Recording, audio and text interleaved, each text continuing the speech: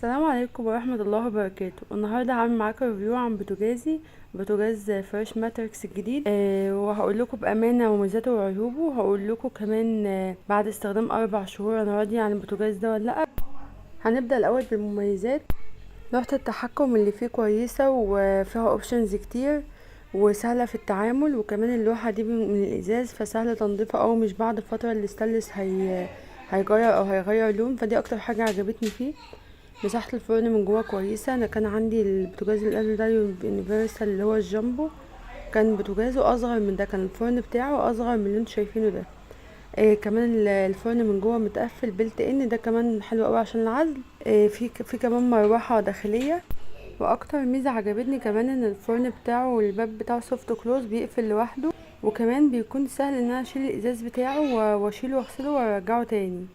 في هنا كمان المروحة دي معمولة عشان اما الفرن يسخن قوي تشتغل. بتكون زرار البوتاجاز ما بوصلهاش اي سخونة، يعني سخونة بس لا تذكر يعني. فده برضه الميزة دي عجبتني جدا. الحوامل بتاعته حوامل زهر تقيلة، حلوة ما بتزحلقش الحلل وهي عليها. بس خدوا بالكم وانتوا بتغسلوه عشان ممكن ان هو يتكسر بسهولة لو وقع على الارض.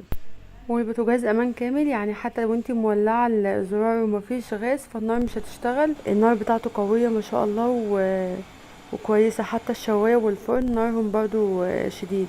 نيجي بقى لوحه التحكم. اول علامه دي بتاعه الاشعال.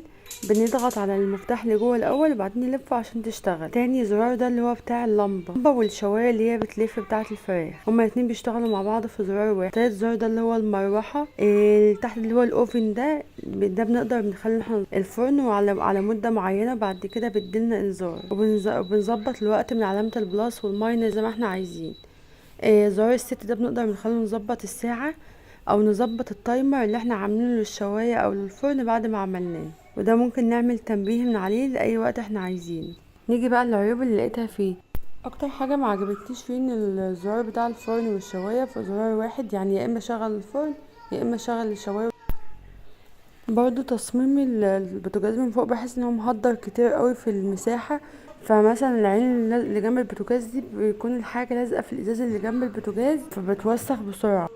من عيوب الحامل برضو ان هو لازم يتغسل كل يوم بعد الاستخدام، لان لو قعد تاني يوم بيعمل كده سمار كده على الحوامل وما بيطلعش بسهوله. نيجي بقى لرأيي في الاستخدام. بصراحة البوتاجاز عجبني جدا فأنا بصراحة راضية عن تجربة الشراء دي. وكماركة فريش أنا جربتها في كام حاجة وكويسين، يعني كل ما اجي اشتري حاجة يقولي لا بلاش فريش، بس أنا لما جربتها بصراحة في كل حاجة بجيبها من فريش كويسة.